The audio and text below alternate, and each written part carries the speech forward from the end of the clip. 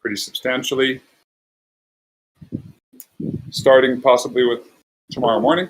So we just wanted to at least mention those things, discuss those events, and then discuss what the potential implications could be. So what's happened in the last 24 hours or so, roughly, is that two members of the Federal Reserve have come out and spoken. Well, I wouldn't say that their tone was dovish, but it was less hawkish. So Bullard, he spoke yesterday. He was initially the most hawkish one.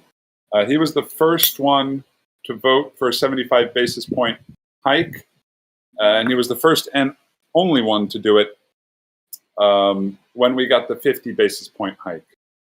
He came out yesterday and said, we don't have as far to go on QT, quantitative tightening, which is this sell-off by the Fed, this tightening program, which is causing this downturn. He says, we don't have as far to go on QT as it might seem. And then today, Barkin said, I see modest light on the horizon for supply chain tangles. And likewise, let me see, he made a couple of comments that indicated that he might not be as, well, let's put it this way, that the Fed is slightly concerned about stability and that their actions might be causing some damage, which can be interpreted as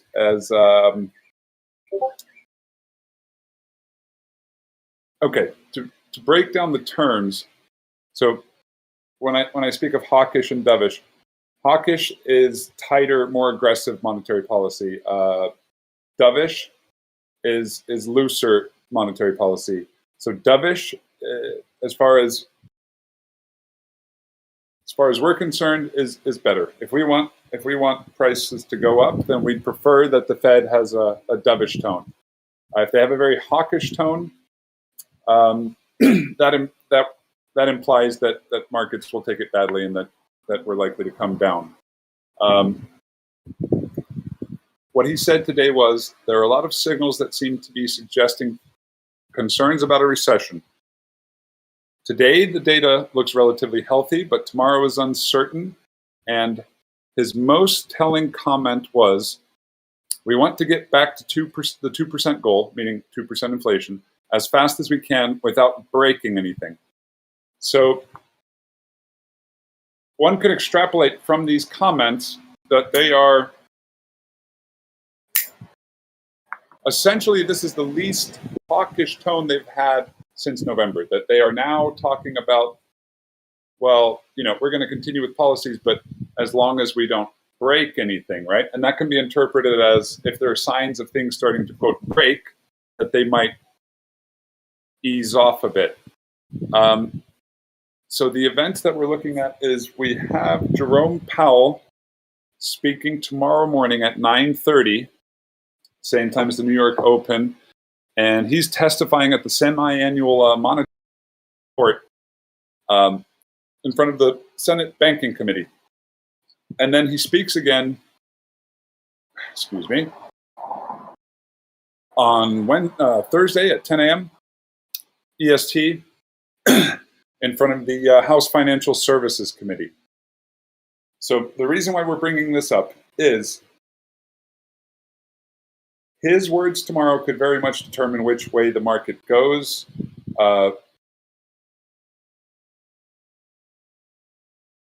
Well, depending on what he says, definitely immediately, but also in the more dovish way, it could be more extended. So if he comes out tomorrow and shares sentiment, this is my personal opinion, this is a thesis. I'd like people to add to it later if they have thoughts on this. This is what I see. If he comes out tomorrow and says anything along the lines of what these two gentlemen have said in the last 24 hours, anything that could be interpreted as dovish, less hawkish, that the Fed might be starting to consider not easing up on policy measures, but not going as hard as people think they will, then the markets could react very positively to that. And that very well, in my opinion, could lead to price being marked up either towards the end of the month or possibly all the way heading into the FMOC minutes in the first week of July on the Wednesday. That's when the Federal Reserve will be releasing a press release further going into what they discussed during their last meeting. Now, if he says something which is considered dovish, then in my opinion, yeah, we could see the price marked up for some time, but in all likelihood, I would think that the CPI data, which is released on Wednesday, July 13th, is most likely to come in hot or higher than expected. So we have to sort of keep an eye out for these key dates and how they could tie in together. However, if he comes out and says something which would be considered hawkish tomorrow, then in all likelihood, the reason why we got this rally in the stock market, or hardly call it a rally, but today was a very good day, and the futures yesterday would have been due to the comments of the others, and therefore I would expect price to get marked down pretty aggressively. So the short of it is, anytime this man opens his mouth, you have to be very, very cautious being in any position. So if he says something that's considered positive, that could very well lead to price going up either towards the end of the month, in my opinion, possibly till the mid of the first week of July with the FMOC minutes coming out. At the very latest, we should see downside again by the CPI data the week after that. So in short, my thesis is that if he says something positive, by positive I mean something that the markets react positively to tomorrow, it should give us upside, but I don't see it as being sustainable whatsoever. If we get upside, I think it'll simply be a matter of them marking price up, getting everybody back on board. You know, we've seen the bottom, buy the dip, and then if the inflation data comes out worse than expected, then we will most likely go down very hard like we did last time, and then you'll probably hear cries for a 100 basis point rate hike, which would cause pandemonium in the markets. So definitely be careful with any open trades in the morning, and likewise Thursday morning. And if we can catch a stream of what he's saying, I'd like to stream it. And yeah, I'd love to hear people's thoughts. Yeah, so in short, if he says something positive, we should probably go up. If he says something negative, there are a lot of vectors on the 1 hour on BT 18.6, and likewise there's liquidity in the charts. There are liquidation points down there. So expect volatility in the next couple of days.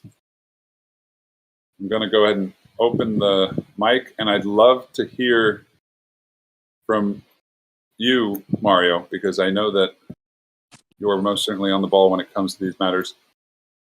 Yo, Yo. what's up? I caught what's the face's remarks after you posted them. Thanks for posting that. I hadn't had a chance to see them yet. Yep.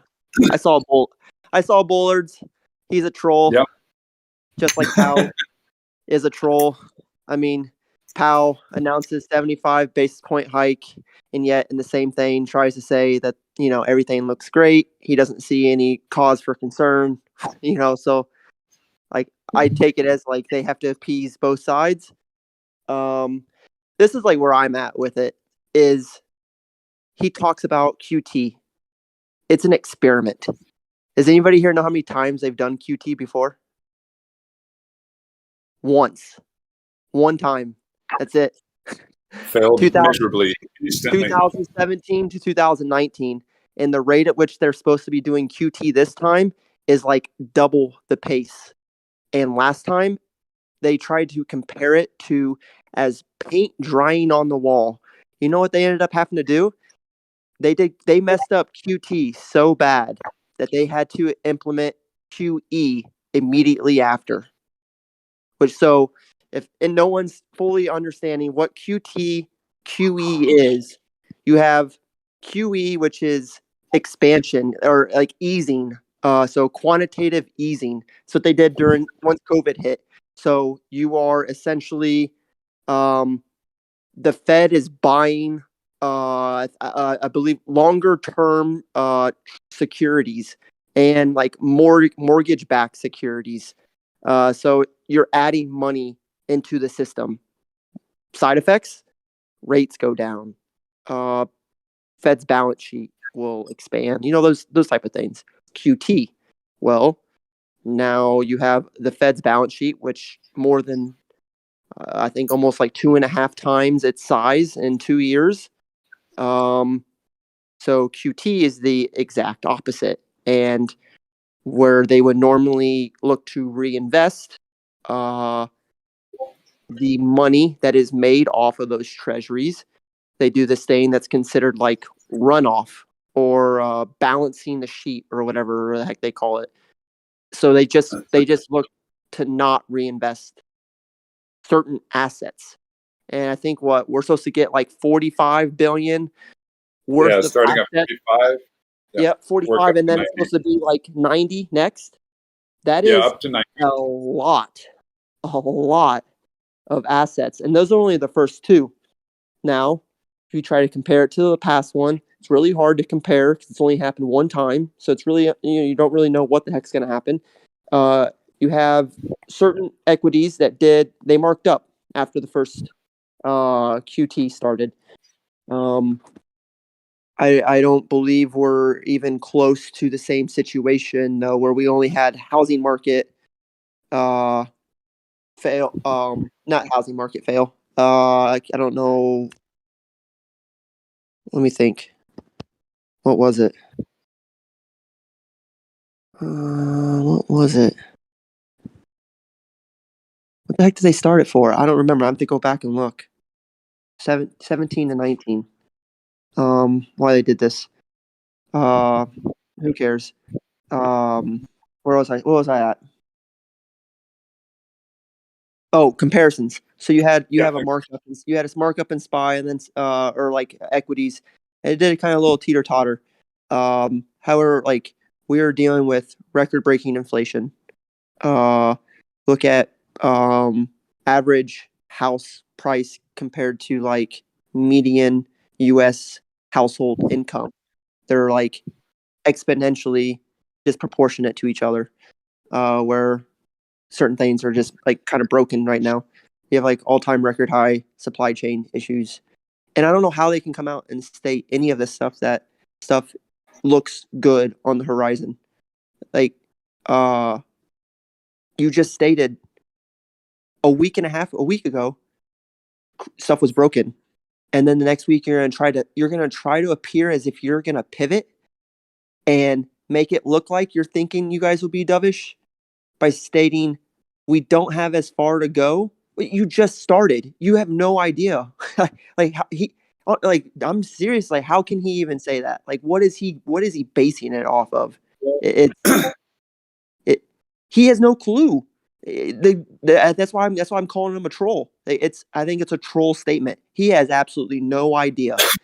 They don't even know if their first couple rounds of QT, if they're going to be successful or what they'll absolutely do, how bad it may hurt the market or whatever.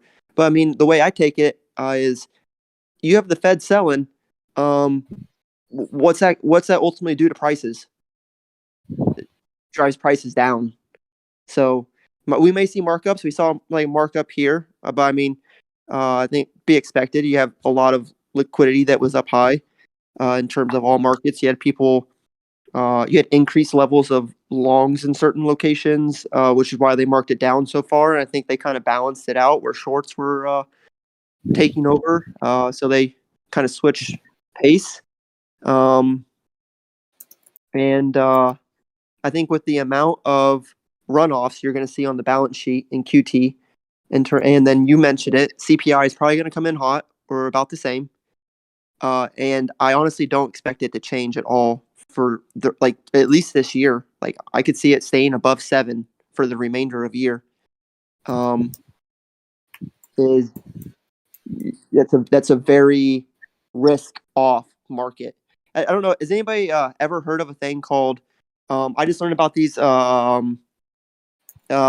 week. I've been trying to study more into them, and just to keep this short. This is one thing that's like this is to show you where there's like no risk right now, and a lot of non-risk assets. They're called reverse repos. Have you ever heard of those? So you have like normal repos, which is where the Fed is depositing its money into the bank, and the bank is giving back treasuries to the Fed for collateral. Well, reverse repo is the Fed takes money out of the banking system and they store it and they give treasuries to the bank for collateral. And they do this because there's an excess amount of cash in banks right now. And excess amount of cash actually is not a good thing for banks because they make their money off of things like loans and the interest off those loans. Well, ever since COVID, the amount of cash compared to what they could, what's been generated via loans it's like inversed, where loan liquidity hasn't grown near as much as the deposits, the liabilities. It grew much faster. So those loan assets they haven't caught up. So banks are like at this risk. So they look for some sort of safe, very, very short term. It's an overnight thing. So it's like they buy or they deposit this money for this reverse repo. The next day, the transaction is over. So it's an overnight thing. Well, that has basically went from $0 to like almost $2.5 trillion in the last handfuls of months. Like skyrocketed to an all-time high, and the Fed. Sorry to shoot in, but the Fed is offering 0.5% overnight rates. So the way I view it, they're essentially that is the bailout package, the unofficial bailout package, waiting on the sidelines when things do break. Yeah, it's crazy. So like, they want highly. Do I have you on the line? Yeah, Ryan? I'm here. You hear me? You good? You hear me? Hello? Yeah, I can hear you. I can hear you. I can hear you. No problem. Man, he scared me. He scared me there. I'm trying to keep this. I don't want to go over time. Donkey Kong has an issue, I guess. Is that right? So, it's well, he kind of caught me up there. So there's like certain ways they can certain instruments they look for very short term, low risk. You have like short term treasuries. I don't if you ever heard of like T bills or T bills, I think. And then you have some other U.S. government type of like obligations, and then you have these reverse repos, very short term, very highly liquid, and extremely low risk, like no risk at all, and it's very appeasing to banks. So like all of their excess cash, they deposit into the Fed, and then they get them back, and they get that back plus interest off of that. Yes, very small amount of interest, but when you are in a risk off market, it's very, very lucrative to them. So I mean that just shows you kind of like I think where the market is at and where like the big players are at. We're gonna see markups like now. I'm never gonna be against some sort of like short term markup. Maybe Powell's words have more of an impact. I don't know.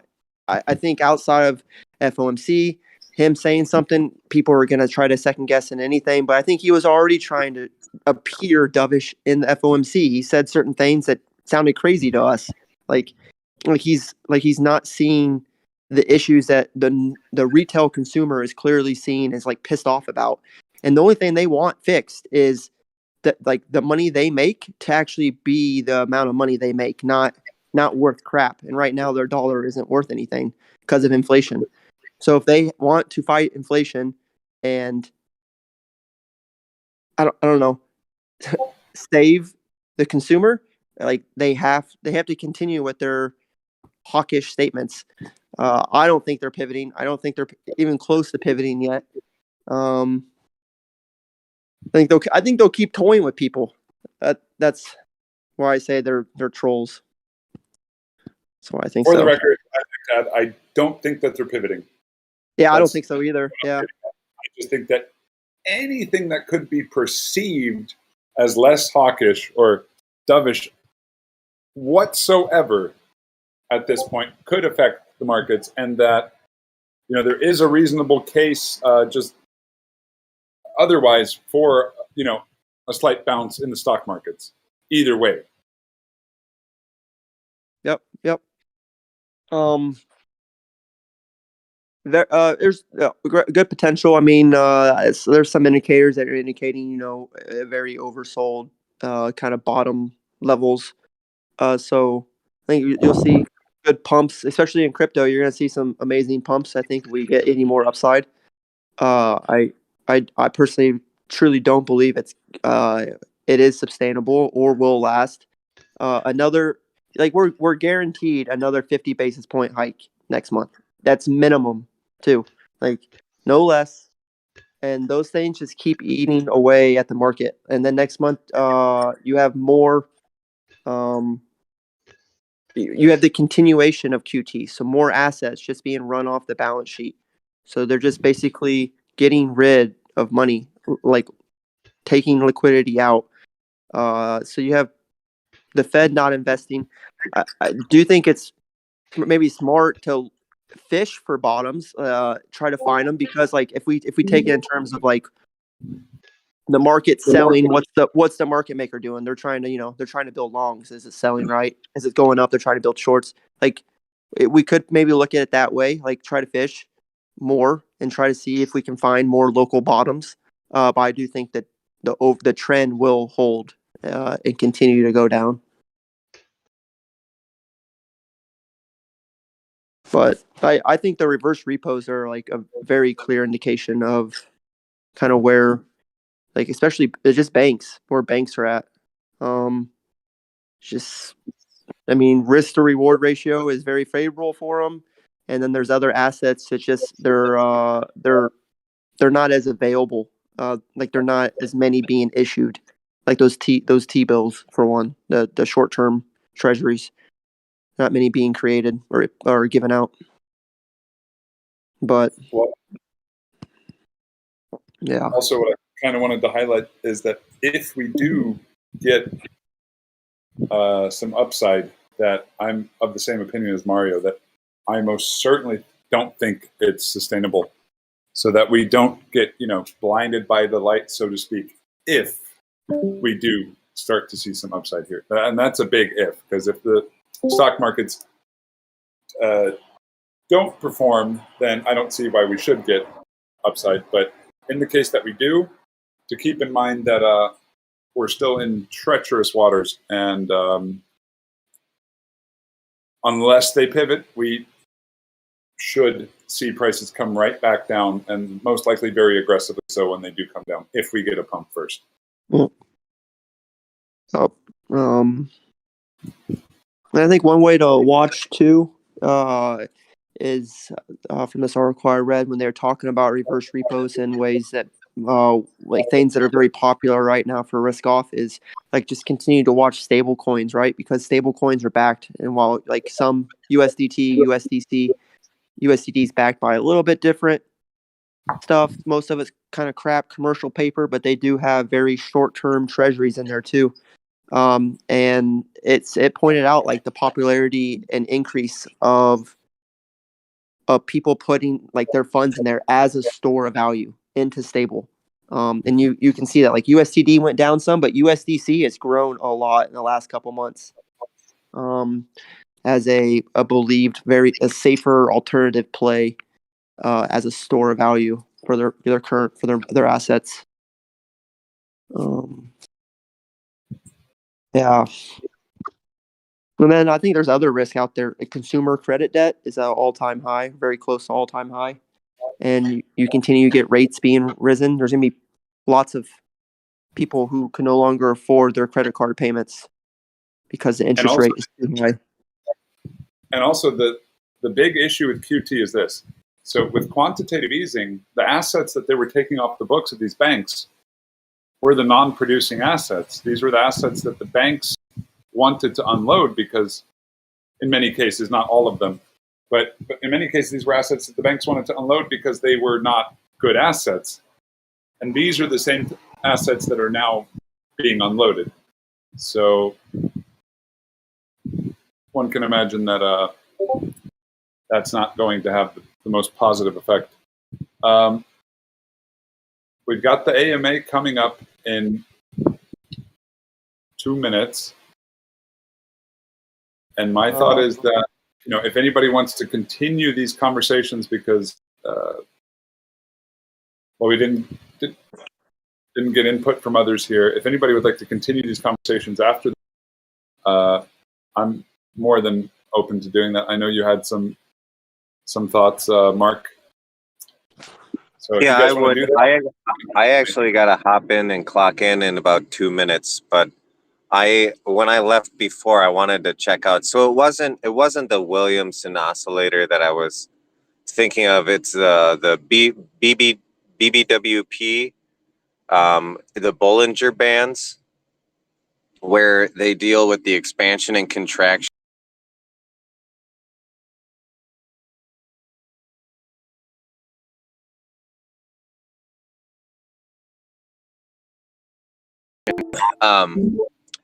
I followed that down a rabbit hole this morning at like 2 o'clock in the morning, and I found what's called a mean reversion play, which I mean is just fancy words for what I had already had in my head, that things tend to come back to moving averages.